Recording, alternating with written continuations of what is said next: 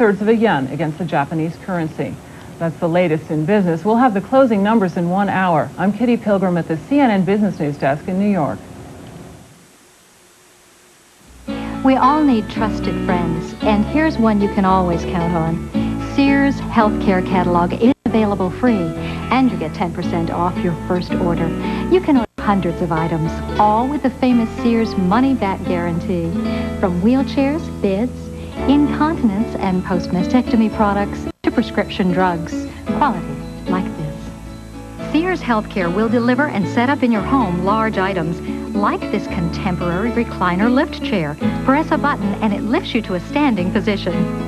Beat high cost with Sears value pricing. Enjoy toll-free shopping, prompt delivery, in-home repair service, and a choice of credit options. Sears even files for your Medicare reimbursement. Good value, good care, plus 10% off your first order. For your free copy of Sears Healthcare Catalog, call 1-800-832-1800. Call now, 1-800-832-1800.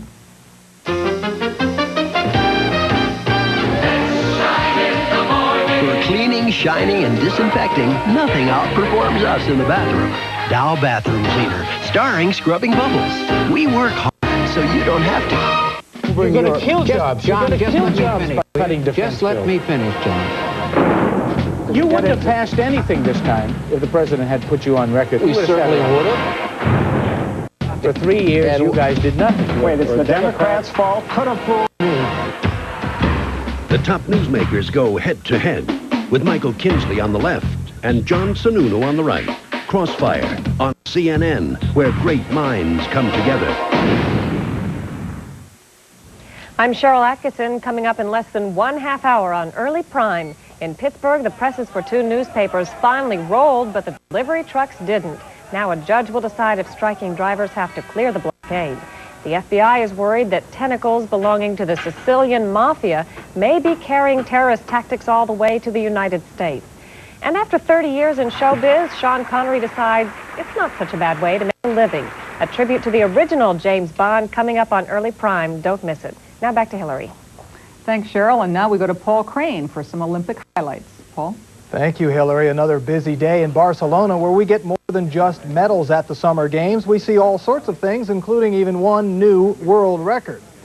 And that comes in the men's 800-meter freestyle relay, where the unified team sets a new mark in 7 minutes, 11.95 seconds. The U.S. team takes bronze. In the men's 100-meter butterfly, American Pablo Morales continues his comeback after a 3-year retirement by taking the gold medal. While Eric Namesnick of the United States is thrilled to take silver in the 400-meter individual relay, Thomas Darnyi of Hungary wins the gold. And there's gold for Nicole Hazelit of the United States in the women's 200-meter freestyle, which more than offsets the disappointment earlier in the day of American favorite Jenny Thompson failing to qualify for the finals. In the women's 200-meter breaststroke, 16-year-old high school student Anita Nall of the U.S. wins bronze, while it's Kyoko Iwasaki of Japan who's golden. In women's platform diving, China's 13-year-old sensation Fu Ming-sha becomes the second youngest woman by a matter of days to win a gold medal. The U.S. men's basketball team is currently in what many believe will be its toughest game, playing the talented team from Croatia. Right now they're at halftime with the U.S. leading 54-37, a healthy lead, but not yet a typical dream team blowout. The International Hour continues with Frank Sesno in Washington. And to now the former Soviet Union, where the former Communist Party is in court defending its right to exist. CNN's Claire Shipman has a report on the party trial.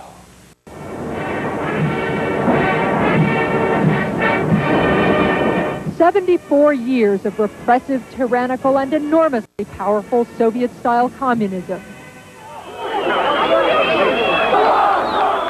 Now the organization that made a mockery of Western notions of democracy and justice is in the ironic position of asking for a fair hearing. Its legacy and its chance of survival are in the hands of these judges in Russia's fledgling constitutional court. The so-called party trial, the first political trial of the post-Soviet era, has been underway in Moscow for weeks. At root is a series of decrees issued by Russian President Boris Yeltsin shortly after the aborted coup last August. Essentially, Yeltsin banned the party and seized its property. Conservative parliamentarians responded by filing suit, calling Yeltsin's action unconstitutional. You can't ban ideas. We agree we made mistakes, but we were the first people who condemned them. Liberal parliamentarians filed a countersuit, claiming that the party itself was unconstitutional. In our view, civilization could no longer have tolerated what the Communist Party was doing to it. But the arguments from both sides stretch beyond the legal issues. The communists are defending the party's right to exist on the basis of its past glories, its role in defeating Nazi Germany, in building the Soviet Union into a superpower.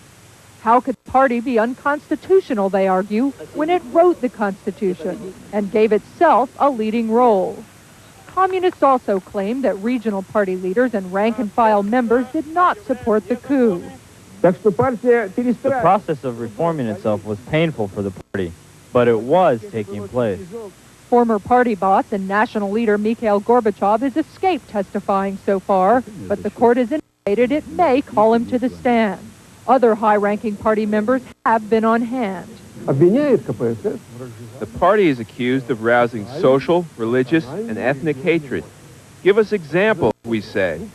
The liberal legislators are doing just that, painting a picture of a party corrupt from the outset, its crimes burgeoning over the years. Unconstitutional because it took power which the Constitution said belonged to the people.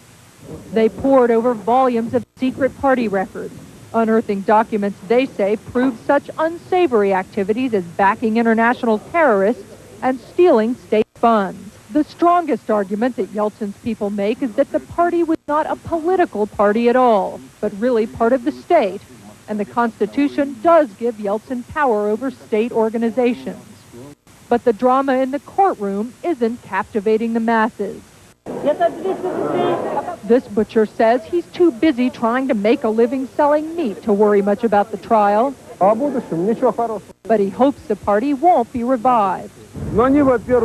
Of course the communists are guilty. They deceived ordinary people, took everything for themselves. Those party riches are also central to the debate. A fortune in property, buildings, publishing houses, spas. The party wants it all back. I hope they understand that there are no ways they can actually get that money back, because it was the money stolen from the state. Many predict the final verdict will be something of a compromise. Communist-style parties will have the right to exist, but stripped of former powers and assets. Whatever the verdict, most agree that the trial itself is an important process for the country, that by solving the issue in public in a court of law, Russia is taking an important step toward a system that can truly claim to offer justice. Claire Shipman, CNN, Moscow. Now here's Ralitsa Vassileva with a look at what's coming up on CNN World Report. Thank you, Ralitsa? Hilary. Up next on CNN World Report, the Austrian government says it's willing to do its share to help Bosnian refugees if they can only get to Austria. Did you know that now even the smallest business can afford its own 800 number? Because AT&T has invented an 800 service so affordable that for only $6 a month,